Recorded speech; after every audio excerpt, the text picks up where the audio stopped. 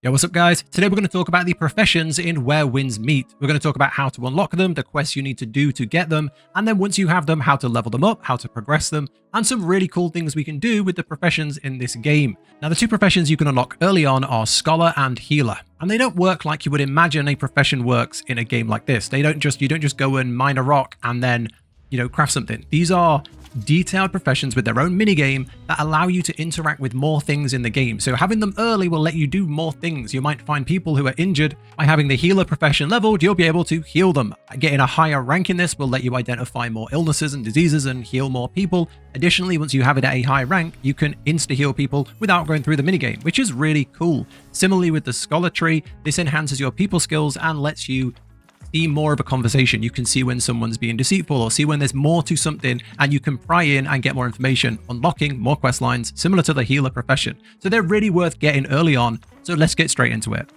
Okay, so first up, let's talk about the healer profession. Now, some things to know, this isn't tied to being a healer in game as in like your class. You don't have to heal people in dungeons. It isn't tied to, how you play the game. You can be a DPS, a tank, anything like that, and still have this healing profession. So don't worry about that. Similarly, you are not locked out by not being in the more healer orientated sect. So it's all good. You can just join this freely. Now, what you do, if you go into your, you go into a menu, you go into professions, you can look at the healer profession and it will kind of tell you where to go. If for any reason you don't see it, it is in Mercy Heart Town in the northwest of Quingy. So like the very top left of that area, there is a town and you want to go here. You find a person here and they will tell you to go and collect some herbs. You go and do that. You bring them back, you craft a potion, which is a part of the healer crafting, and then you will get introduced to the healer minigame. And completing this tutorial will basically unlock the healer profession and the UI, and you are then in as a healer. You can then start leveling up and all that stuff. But what you want to do is when you find somebody that you think needs healing, they won't always tell you, but if they look injured or if they look like they might need healing, just press your wind sense button, which is V on the PC. I think it's R3, like your right stick on the on consoles, and then you analyze them, and if they need healing, you will press the corresponding button and you will heal them, and then you open up the minigame. All you do is you have a health bar, they have a health bar, you play this little card game of you attack them or you shield yourself, and when you beat them, you heal them. As you get more proficient as a healer, you will be able to identify more illnesses, more diseases. So if you see someone who looks injured and you can't treat them, then you probably need to advance your healer profession a little bit more. So let's talk more about that. Let's talk more about leveling up as a healer and where this leads, getting new cards, upgrading your cards, and the more complex stuff about this. Okay, so once you're a healer, what you want to do is go into your profession tab, go into healer, and here is everything you can do as a healer. You have your rank here. So right now I'm expert 2, mastery 7,500.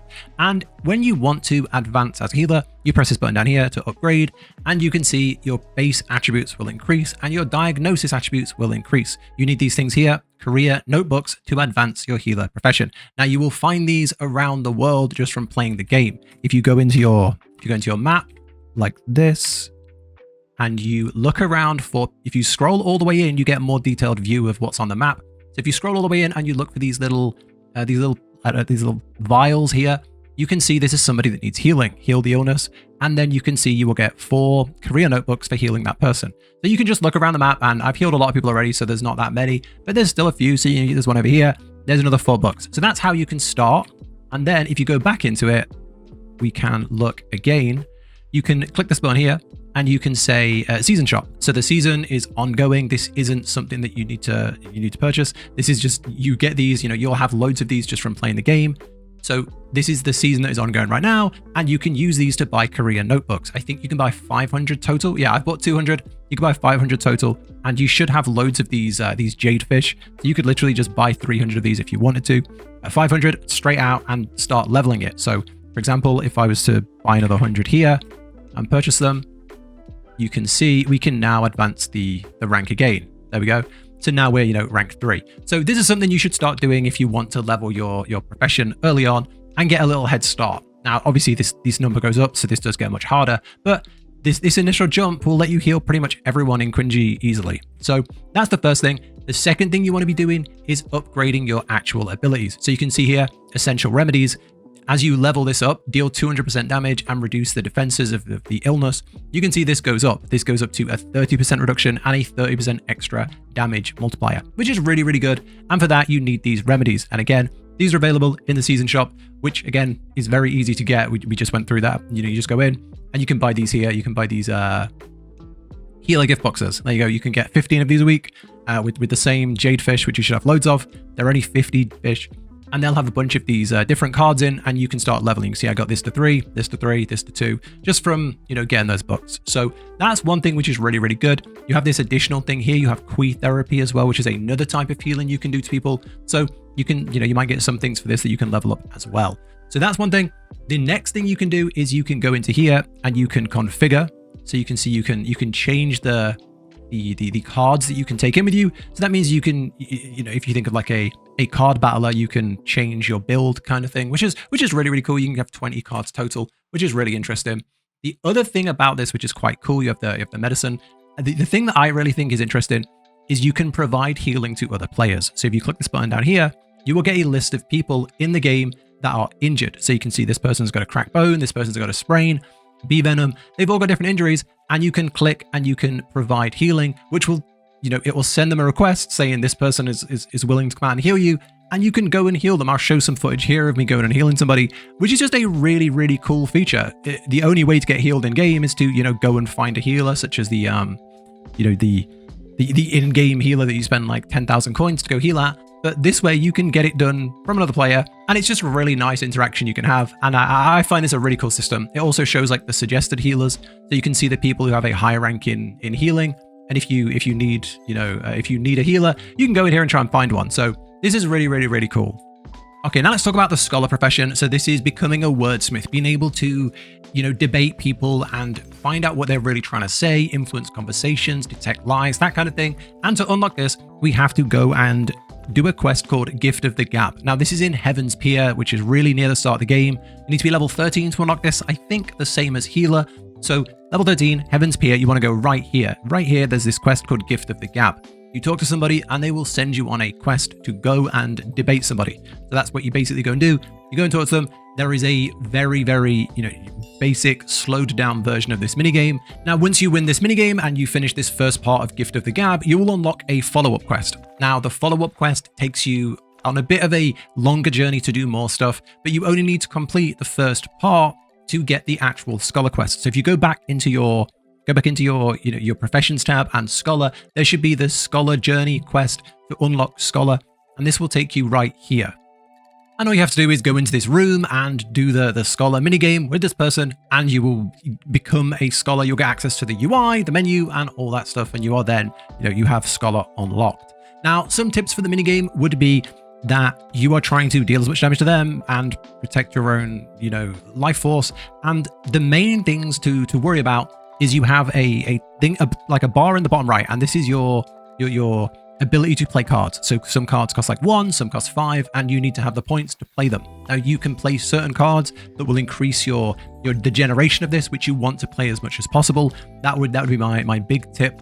And then you want to make sure you're dealing damage fast, because there is a timer, and once the timer hits 0, you go on like this drain where your health starts draining. So try not to let it go on for too long. Don't spend ages playing the buffs. Just play a few, get your generation up, and then just go all out with damage would be my tip, unless they're like really hard this is a really hard fight. That would be my suggestion. The other thing is, if you look on the left and the right, there will be pop-ups. So when somebody speaks to you or them, there will be a little circle with a button. On PC, it's Q and E, whatever it will be next to there on consoles. You want to press that when you see it, and it lets you like reboot what they're saying. And that can be a instant like 120% health, silence them, confuse them. So you want to make sure every time you see this pop up, you press it. That's pretty much all there is to the minigame. It looks very intimidating early on because it's fast. It's a very fast-paced game. Unlike the Healer, which is turn-based, this is fast-paced. So good luck with this. It's definitely a harder one to get your head around, but once you understand it, it's really straightforward. Okay, and then here is your Scholar UI. So what do we want to do in here? Now, this is definitely easier and there is less to do in here than the Healer. The main things are you can level up your Scholar ability. So here are all your stats. You can press upgrade here, and you can use career notebooks to level up your Scholar ability. So I'll do this here. We can go 4, 8, 16, and 32 makes us adept. And I showed this in the Healer bit, but I'll quickly show it again. If you completely skip that part, then all you do is you go and debate people in the open world, and you will get these. We'll open the map again, and I'll show you. if you zoom in, you can have a more detailed view. You can zoom in and try and find people that are up for debate. So here you see Gift of the Gab debate, and you will get 4 Korea notebooks, which is cool. And then if we go back in, you can also get these from the Korea shop. So we can go in here, and we can go upgrade, and you can go here, season shop, and you have these here. This the Jadefish. You've got loads of them. Buy the Korea notebooks. If I buy 100 again, we can press purchase, and we can upgrade a few more times. There you go. This is on Adept 1, Adept 2. So yeah, you want to do that. That will just boost all of your stats and make most of the things you'll find in Quinji very, very easy to win. Now, you can go Gift of the Gab upgrade, and you can upgrade your actual cards with these things here. So these are, your damage multiplier goes up, your regeneration goes up, your defenses that the defense downs you put on the enemy will go up. So these are really, really worth upgrading. There are lots of different, debate types. So try and find these if you can. Now, the way you want to get these is again from the season shop. And these are the healer gift boxes. These are the scholar gift boxes. So if you buy the capacity, which is 15 a week, you can buy these, you can come back. And if you go to you can just press T to quick use, or you can go into an inventory and, manually open them. You can then go back into your scholar tree, and you can upgrade like this, quick enhance. And you're leveling up your overall ability, which is going to really, really, really help. You can see here, like these will start doing more damage, and similarly, so will these. You can go and do them manually, or just quick enhance them all at once. The only other thing is talisman crafting. These are short-term buffs. So if we look at one that's like really simple, this one here, increases the healing effect of all medicine by 15% for 10 minutes. Keep it simple, short-term buffs, and you'll get a lot of these from other things, but this lets you craft them manually. I personally haven't used any of these, but you definitely want to get a base level of this to help with some quests and to help with, the things you'll find in the open world and getting through them if they are limited by needing the scholar profession. So that's pretty much everything there is to say. This is definitely a more simple one than healer once you've unlocked it. Now that's everything you need to know about healer and scholar, which you can get in Quinji very early on. Now there are some other things you can do early on. There are, you'll find crafting tables, and you can go and use those. So you can find tables that can like craft arrows. You can find, you can craft bows. When you unlock the recipe, you can unlock bows. You can craft things like housing decorations and all that sort of stuff. There are a lot that you can do, cooking, and all of these things you'll find around the world that you can use when you find the station for it. But they don't have like a profession tied to it. You don't level up as a carpenter kind of thing. So that's not something you really need to worry about, especially not early on. So yeah, I thought I'd mention it just in case you've seen it and you wondered, how do I become a better Fletcher? It's not that type of thing in the game that you need to be doing or worrying about. These are the 2 professions to unlock and to focus on leveling, and everything else is just kind of complementary. You can go and do it if you want to, and there's not really any big restriction on it. So I hope you found this useful. If you do consider subscribing and liking the video. And if you have any questions, let me know down below and I will do my best to answer them. But thank you so much for watching. Take care, and I'll catch you in the next one.